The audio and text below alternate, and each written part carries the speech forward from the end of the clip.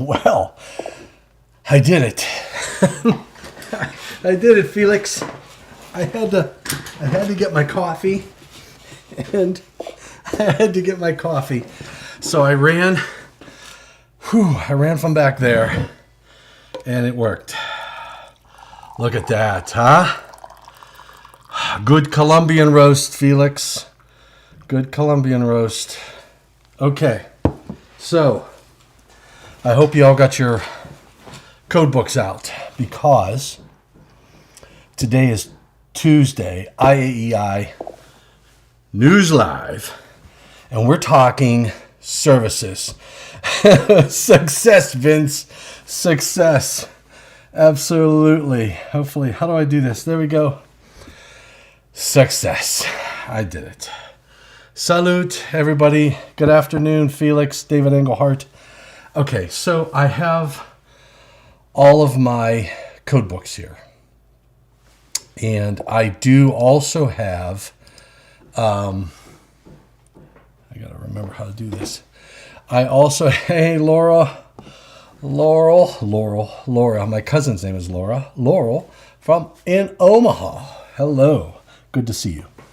So, and we got Don Gannier in the house, my research ex-aficionado. Today is Tuesday, so I went and got all of my code books. I go back, I think most of you probably have one of these. I don't know. I know there was, you do have a mug that's much better. Oh, Felix. I'm going to get down to Chile. I think next month I'll be in Santiago, Chile. So I know you're pretty far away, but Colombia is not near Chile, but Chile, or is it Chile? I remember the last time I was there, we had a committee meeting, and the Chilean the group of Chileans who hosted the meeting, their safety discussion was: you see Chilean run, you run. You see Chilean stay, you stay. And I guess they have earthquakes down there. So anyway, get your spectacles. Get your spectacles, because we're going to be going through some older code books, and we're going to talk about service. My oldest code book outside of this one, my oldest code book is this one, which is 1923. I want to look at the defined term service. And,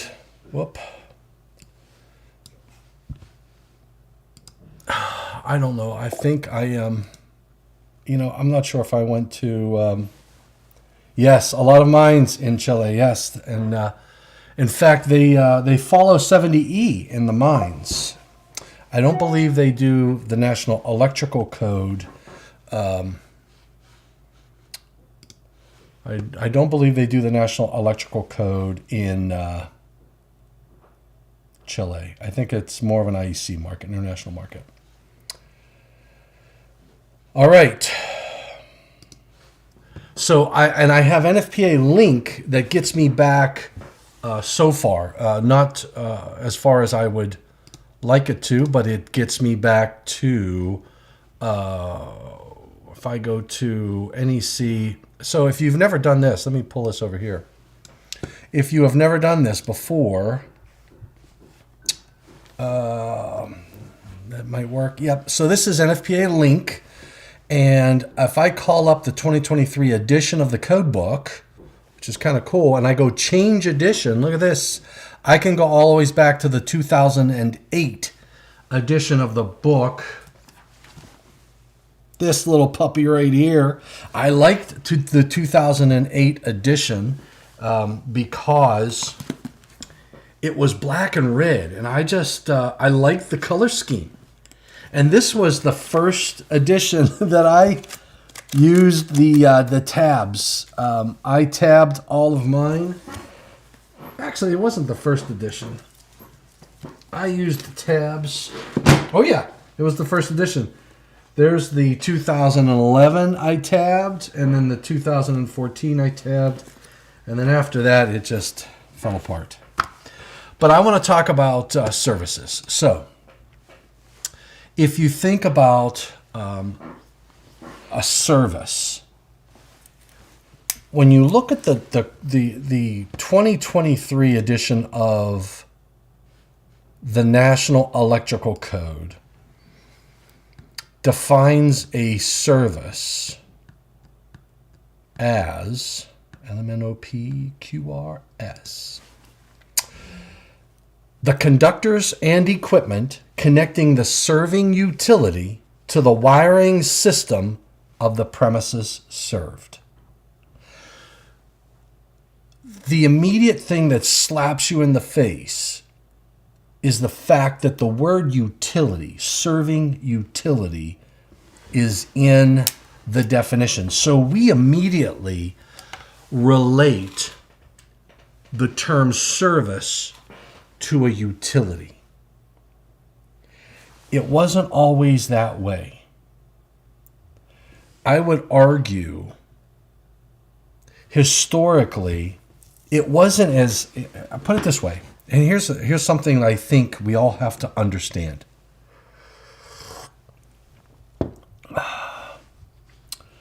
Chad Roberts.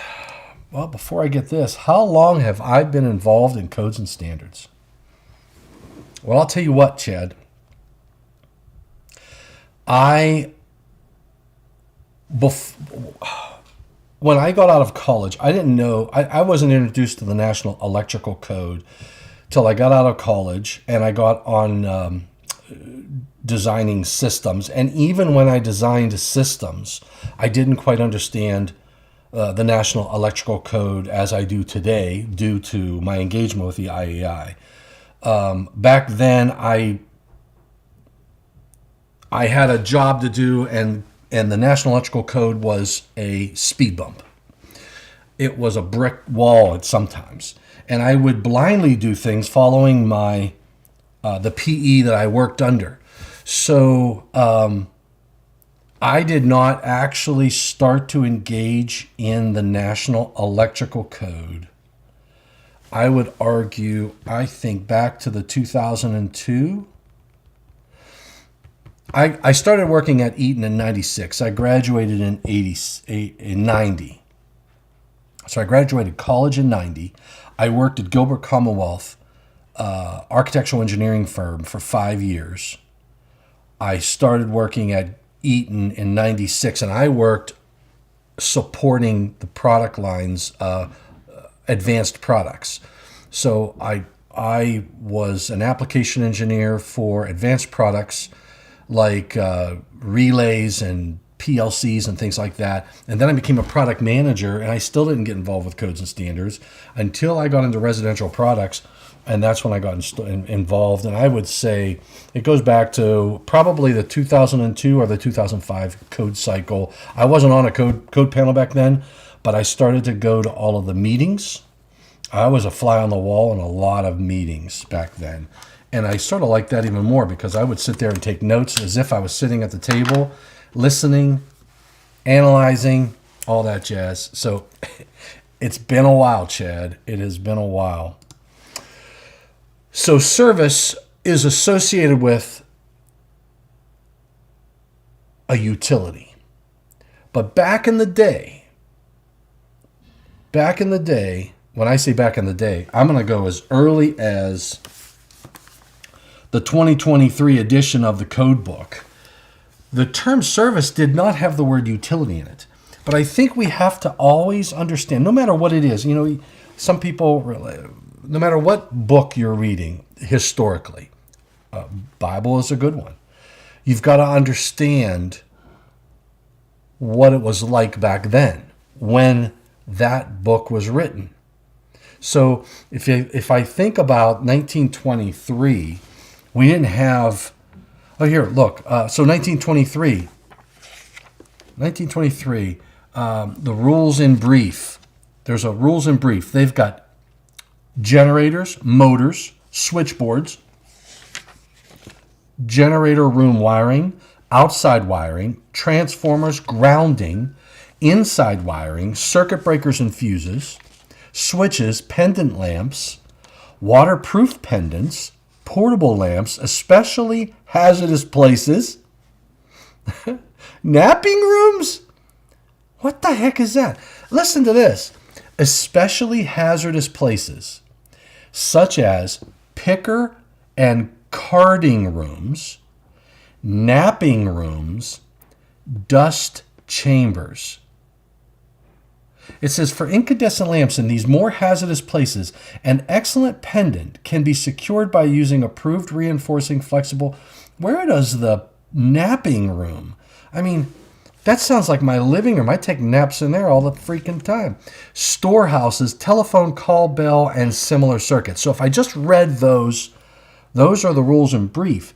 And they give you a little description. I didn't see anything in there about photovoltaics, energy storage systems, windmills, things like that. Because back in 1923, they were, hey, Steve, good to see you.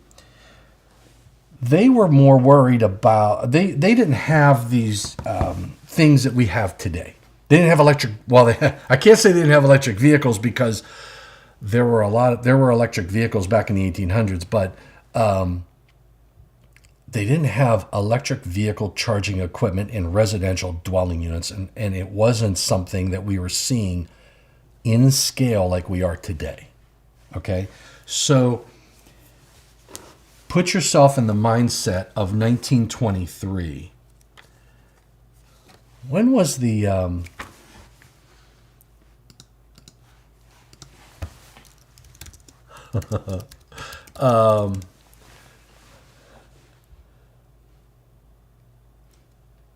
okay, we were in the middle of Prohibition. So when they wrote this book, there was no bar to go to. There was nothing in this book was written in the state of intoxication. I'm just saying. I can't speak to the existing code that way, but this was written during Prohibition. Now, let's look at the term service. The term service says that portion of the supply conductors which extends from the street main to the service switch of the building supplied. There's nothing that says utility, because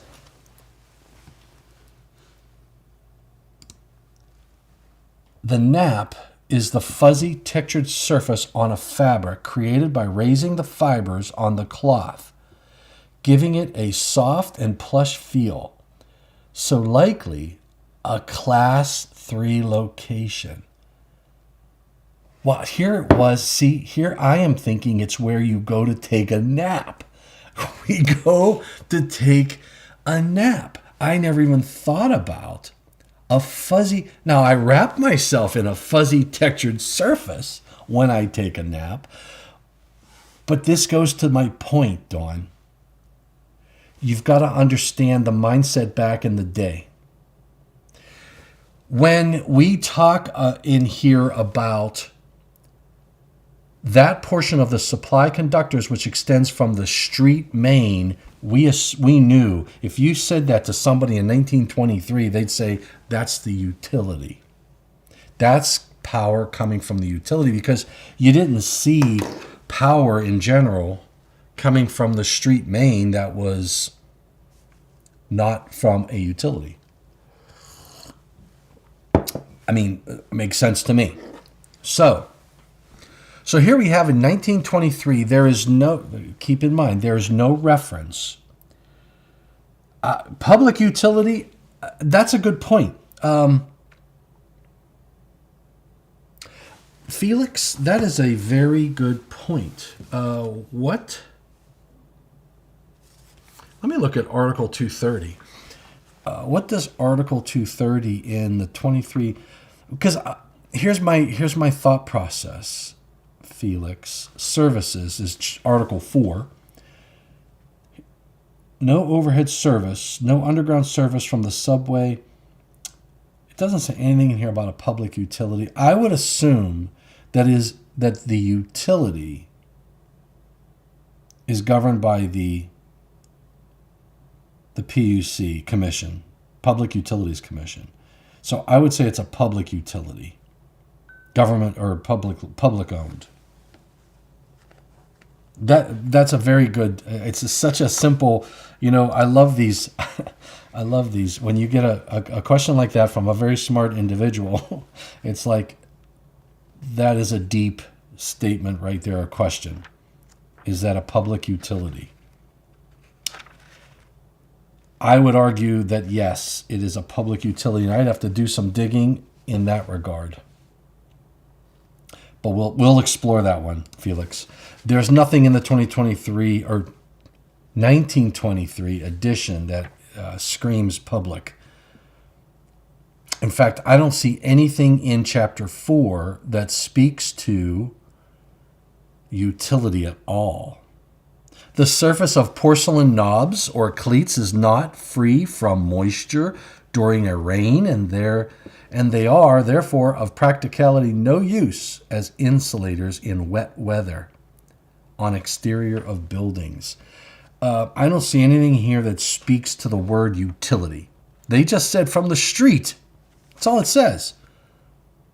That portion of the supply conductors, which extends, and it says supply conductors. It doesn't say equipment. Just conductors. The portion of the supply conductors, which extends from the street main to the service switch of the building supplied. That's the service. And there was no definition of a service conductor.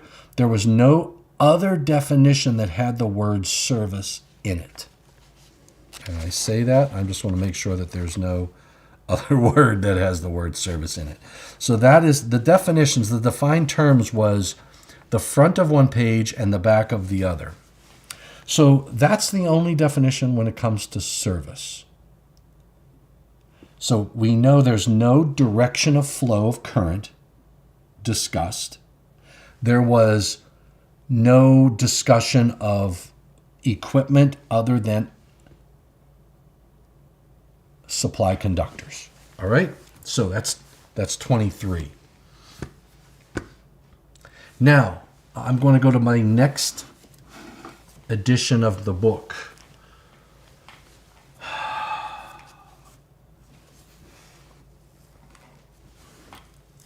Well, 1947. So I'm going to 1940. Well, before I go there, I'm going to look in the very first edition. Service blocks was on page 12B. 12B. So there's not much in the first edition. That's section 12B, I guess. Let's take a look. 17, 13, 12. Outside work. Service and line wires must have an approved waterproof insulating covering. They talk about rubber covered, weatherproof, must be at least 7 feet above the highest point. So they have the height must be spliced or joint.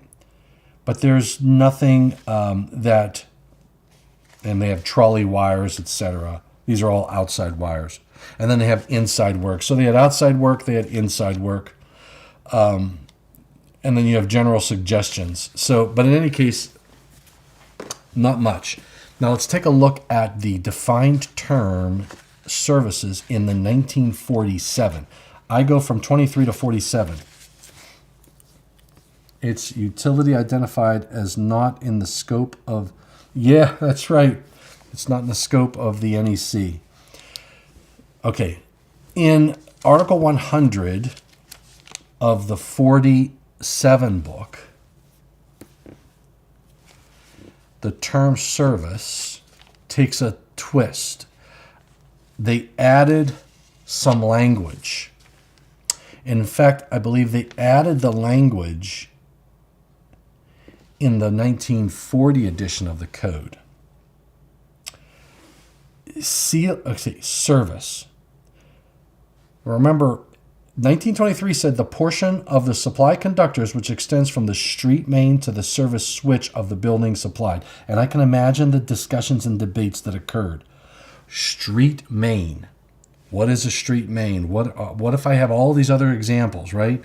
So here we are in the 43 edition, or as of 1940, the conductors and equipment for delivering energy. Now we've got a delivering of energy from and to, delivering energy from the electricity supply system.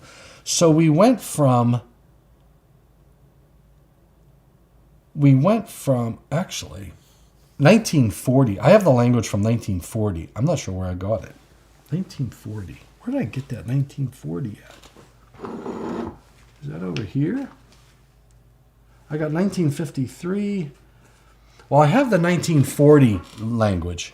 The 1940 language said, a service is the conductors and equipment for delivering electric energy from the secondary distribution or street main, or from a distribution feeder, or from the transformer to the wiring system of the premises served. I know what it was. You know what I do? I was trying to figure out why do I have 1940 when I don't have the physical book? But back a long time ago, I bought a copy online from NFPA of the 1940 edition of the National Electrical Code. Look at that.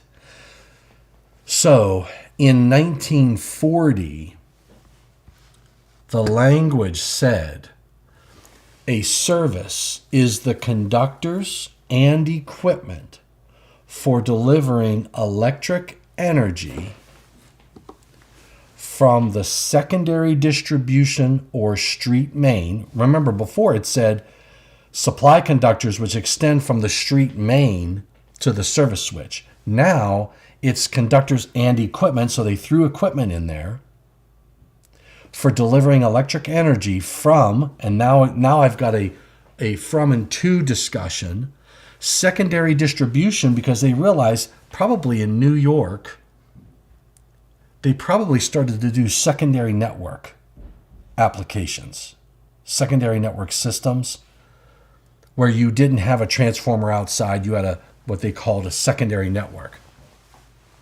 Secondary distribution or street main, and then it says, or from a distribution feeder, or from the transformer to the wiring system of the premises served. So now we have a direction. In 1940, we have a couple things entered. We have equipment that's being identified. We have different terms for the utility supply system, but we still didn't say utility.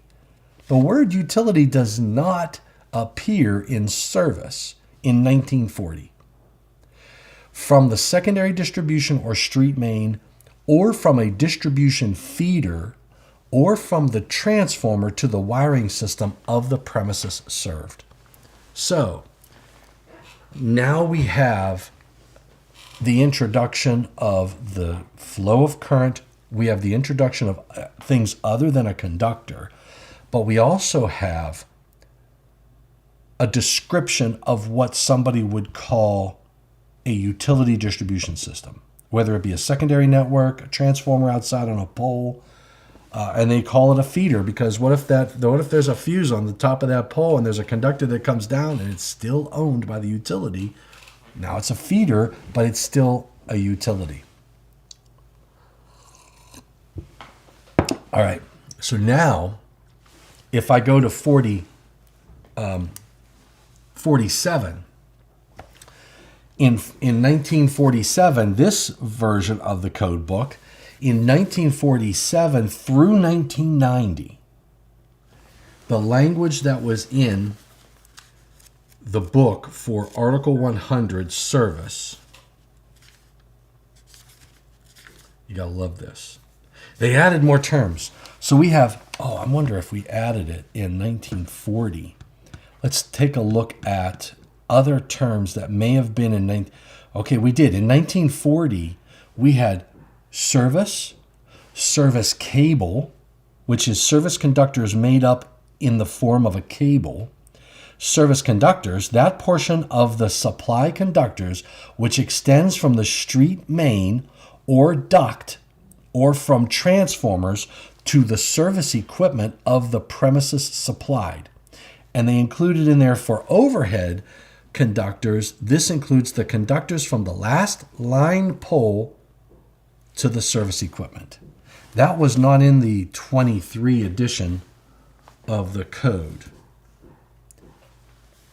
I'm not sure when that entered, somewhere between 23 and 1940. I don't have those code books, so I don't know if anybody out there has in their collection those code books.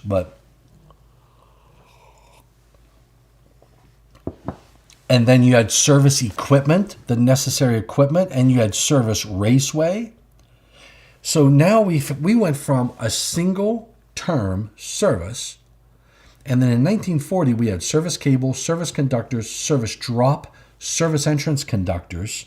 Service entrance conductors, that portion of service conductors between the terminals of service equipment and the point outside the building, clear of the building walls. I love this. Clear of the building walls, where joined by tap or splice to the service drop or to street mains or other source of supply. Still no connection to a utility. The term utility. All right, service. In 1943, they made a change. This is what they said. They took all of those words. I'm sorry, 1947. In 1947, they made a change. They took all of those words, remember, equipment for delivering electric from the secondary distribution or street main or from distribution feeder or from the transformer. They took all of those and they said, you know what? We can streamline this. We're going to say in 1947, the conductors and equipment, that remained, the conductors and equipment for delivering energy, that remained. Before they said delivering electric energy. Now they got rid of the word electric and they just said delivering energy from the electricity supply system. So they replaced secondary distribution or street main, distribution feeder, or the transformer with the words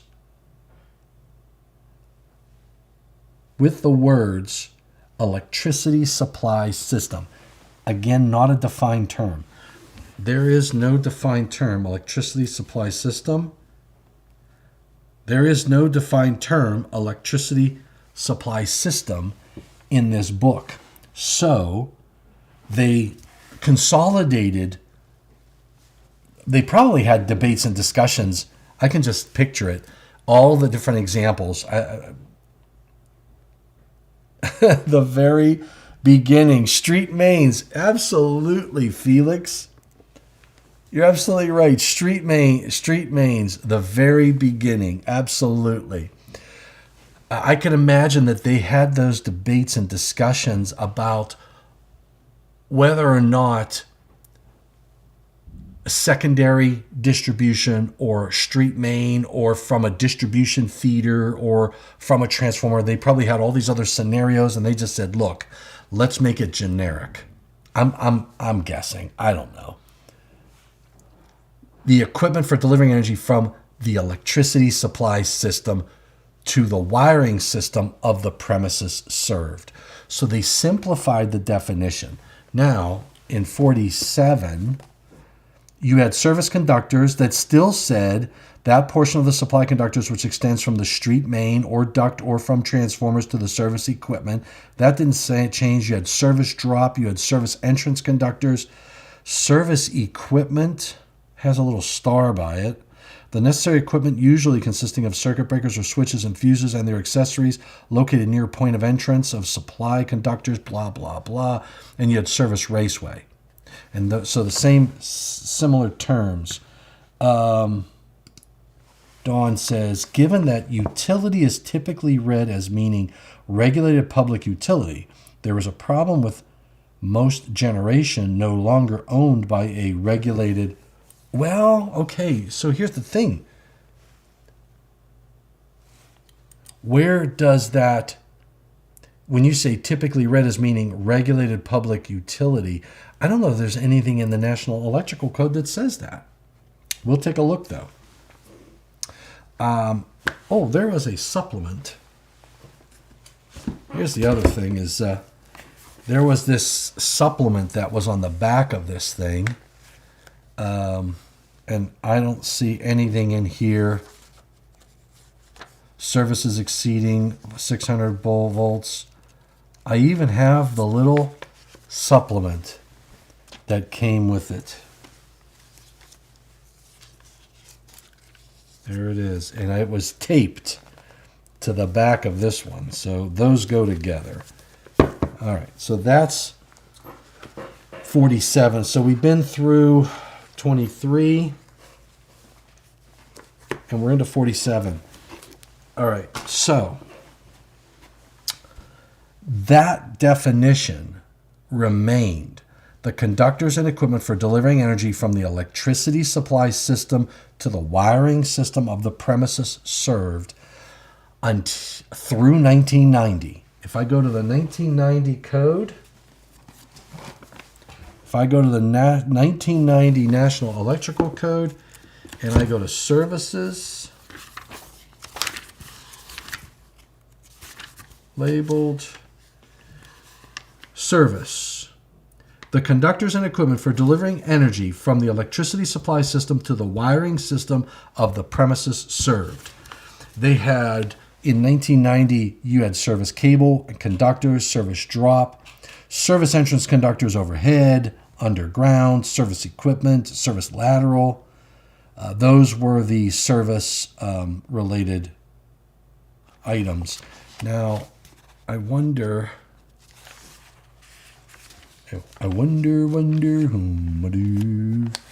panel number 1. So who had Article 230, I believe was Code Panel 4.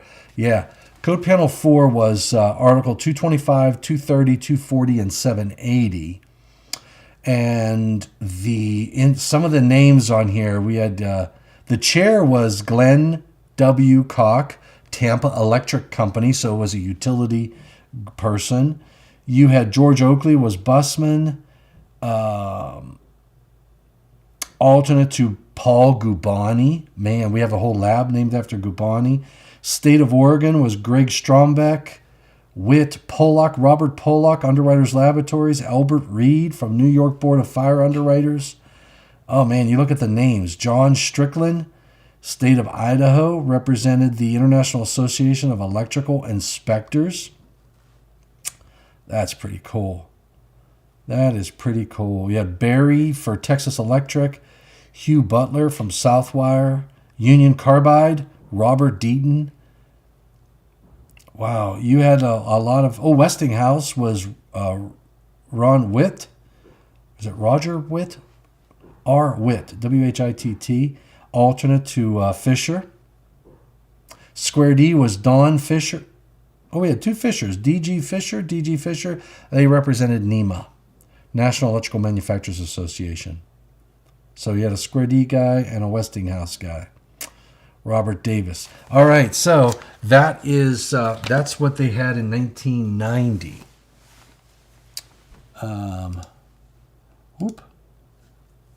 Does that mean the generator is really under the NEC? We're going to look at that. But a generator is not a utility. Informational note following 90.2D. 90.2D. You know what I'm going to do? I am going to call up NFPA link. And we're going to go to the 2023 edition.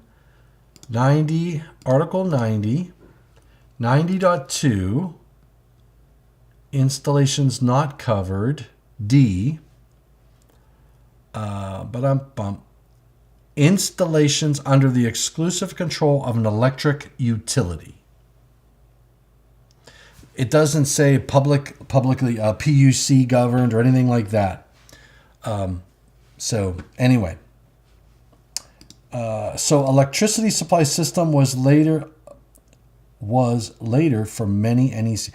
Yes, it was around for a while. So let's get back on track. Thank you for that. So now in 1993, a very strategically important thing happened. In the 93 code, look at that.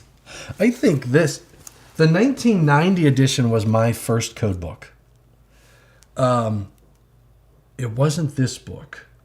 It's probably over there. But I had a 1990 edition of the code book. That was my very first code book. I remember buying the 1993 edition as well. The 1993 edition, here's what happened. They introduced a new term. The new term that they introduced was service point. Now, I would say there are a few changes that occur in the code that have a rippling effect in many locations. This change in 93 of adding the defined term service point was, in my humble opinion, one of those moments in the development of the code. Service point is defined as the point of connection between the facilities of the serving utility and the premises wiring. If I look at 1990, if I look at the 1990 code book, there was no service point, and the word utility did not appear in any of the definitions. It just wasn't here. The word utility wasn't there. Let's take a look at 90. Let's look at 90. Not covered. Installation in ships. Installation in railways. Installation of communication. Installation under exclusive control of electric utilities for the purpose of communication. So in 90.3, they had that term, utilities. I'm going to go back. I'm just pulling a book out of the blue, 1978. And what did they have in 90.3? Did they have the word utility? Oh, man. It was enforcement. This code is intended for suitable, blah, blah, blah. The authority having jurisdiction waive. It didn't have... Oh, not covered. Here we go. Installation on the exclusive control of electric utilities. 1978. Let's go back. 1971. And see if not covered. Exclusive control of electric utilities. Let's go back. 1959. 1959. Not covered. It does not cover installations in mines, ships, railway cars, automotive equipment, or in the installations of equipment employed by railway, electric, or communication utility in the exercise of its function as a utility and located outdoors or in buildings used exclusively for that purpose. But it says electric or communication utility. So that was in 59. Let's go back to 47. So the word utility was in there. Let's go services, portable, Services. Service. No, I'm not service. I want 90. I want Article 90. There was no Article 90. There was no... Oh, wait. Okay, introduction, purpose and scope. Wiring layout, fundamental rules. Fundamental rules. Definitions, code arrangement. So there was not a... there wasn't anything in the 47 book that spoke to... It talks about in order to promote uniformity, it is customary to revise this code periodically with reference to the approval of specific items of equipment. It doesn't really tell you what is and is not covered in 47. So how about 53? I believe Donna had something to do with that. 1959 is the oldest at the office. 1959. Introduction, wiring layout, enforcement. The code is intended to be suitable not only for the use of insurance inspectors, but also for mandatory governmental bodies, the administrative authority, blah, blah, blah. So it is customary to revise this code periodically with reference. So there was no, that was 53. Here's 56. Boy, I don't know if this is a tangent or not, but it's this code is intended to be suitable for mandatory application. So it's the front section is a little more organized, I'll say, but they got scope. Not covered. It does not cover installations in mines, ships, railway cars, automotive equipment, or the installations of equipment employed by a railway, electric, or communication utility. So 56, 53 would have been the addition before that, and that language was not there. So that language went in 1950. Oh, wait. This code does not cover installations in mines, ships, cars. It's in the purpose and scope. And it has functions as a utility. That's in 53. So 53, I go from 47 to 53, and in 47, it does not cover installations in mines, ships, railway cars, automotive equipment by railway, electric, or communication utility. So yeah, it had it in 47 as well. So the concept of a utility was there, but it wasn't in any of the defined terms. It wasn't in the defined terms, but it entered the definition in the 1993 code. That is when we put in the language of service point. Now, it also entered in the definition, actually in a few different locations, and I'll show you where the conflict came. If you look at the definition of premises wiring, LMNOP, premises wiring system, it says the interior and exterior wiring, including power, lighting, blah, blah, blah, both permanently and temporarily installed, that extends from the service point of the utility conductors or source of a separately derived system to the outlets. So they put it in premises wiring to define it's from the point, the service point, to here. And then in Article 230, Section 230-10, they introduced a conflict. 230-10, because remember, we didn't do dots back in the day. We did dashes. 230-10.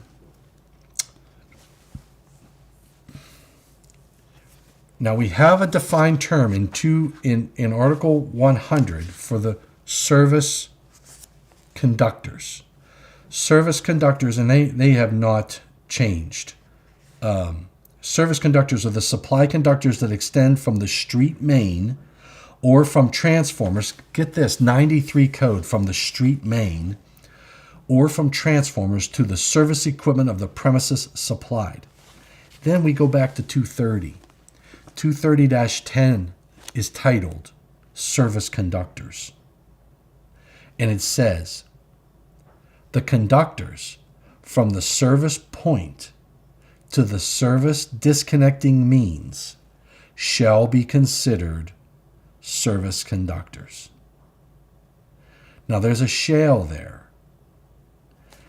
And it seems to conflict with the defined term service conductors, because it says the supply conductors that extend from the street main or from transformers, yet 230-10 says it has to come from the service point, which is now defined in this code as the point of connection between the facilities of the serving utility and the premises wiring. It may not be the street. So what you had going on back during when the 93 code came out, I'm sure, this is 93, you had the introduction of 230-10. Where's the 96 code? There's the 96 code. And let's take a look at the term service and service conductors, because now we've got this introduction of a utility. We've got this new defined term for a service point, and now the service didn't change. The definition, it still says the conductors and equipment for delivering energy from the electricity supply system to the wiring system of the premises served. But service conductors now changed. The conductors from the service point or other source of power to the service disconnecting means. So you saw what happened.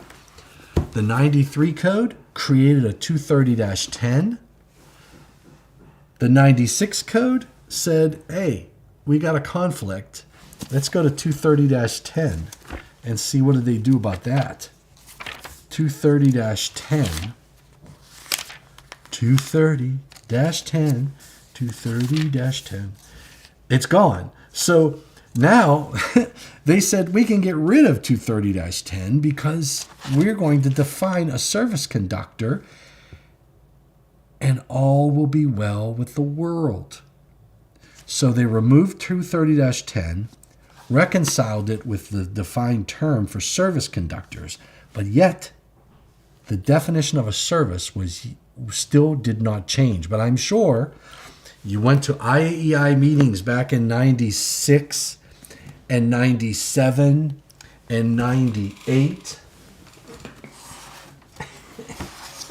and 99, and we had, I'm sure, I feel confident that we had public inputs that addressed the conflicts that have arisen. In the 99 code, we had a change of the defined term service. And we got a bigger book, too. We got a bigger book. So Article 100, because remember, look at the, look. All right. 1990. Here. 90, 93, 96. Thick, thicker, thickest. Solution. So we went to a bigger book. So the definition of service in the 99 book is the conductors and equipment for delivering electric energy from the serving utility to the wiring system of the premises served. So they replaced the language from the electricity supply system with from the serving utility. Now we have a smack you in the face, upfront description that the electricity supply system that we're talking about, and we have been since 1923, 23, I'll make sure I got the dates right. Yeah, since 1923 is the utility. So now, and this was Fred Hartwell put this in. It was a public comment. And some of you out there who are watching this probably know who Fred Harwell is. Massachusetts. Fred said, this comment correlates this definition with panel actions on related definitions of service conductors and service equipment. Service conductors, the conductors from the service point to the service disconnecting means, and service equipment, the necessary equipment usually consisting of breakers, switches, fuses, and their accessories connected to the load end of service conductors to a building or other structure. It correlates those. It says non-utility electric supply systems are normally separately derived systems and covered elsewhere. Don Ganir, that's your generator application. It's a separately derived system. And those are required, the requirements are elsewhere. This comment incorporates the thinking, incorporate the thinking in affirmative comment vote. So he voted affirmative. When I started, the utility would provide and install the conductor from a pad mount transformer to the meter, but now the customer has to provide and install those conductors. Absolutely. And I'll tell you what, we've got a letter from our utility that said we have an underground service coming to our house from an outside transformer. And the letter from the utility said, hey, if anything goes wrong with those conductors, you're paying for it. You own those. I'm sure I had no choice in the conductors that were put in there, but I own them. But in any case, so the 99 edition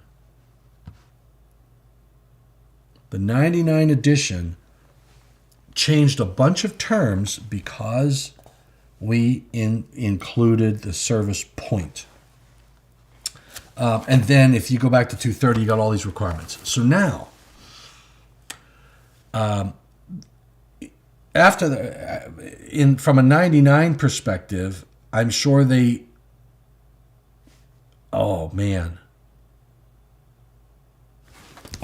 service conductors. Hold on. The conductors from the service point, it's the service conductors.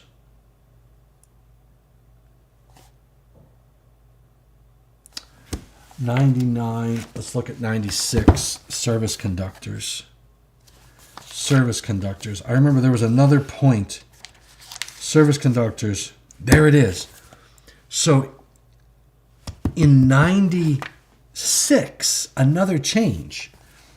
Service conductors said, let me look at 93. 93 service conductors. Service conductors.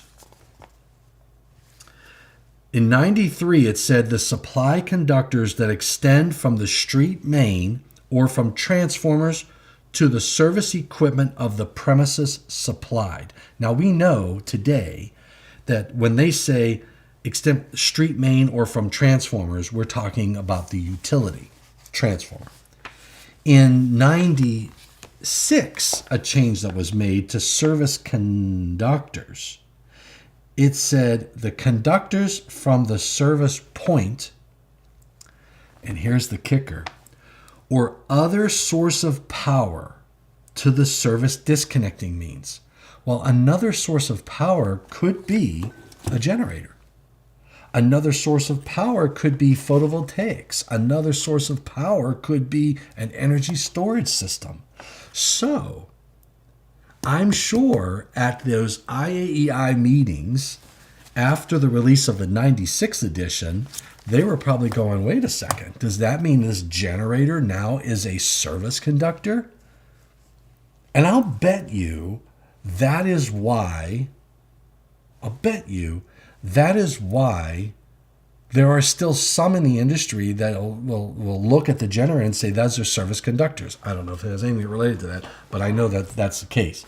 So in any case, so it says from the service point or other source of power. And then, that's the 96. And then in 99, service conductors, they said, hold on, we're getting rid of that other source.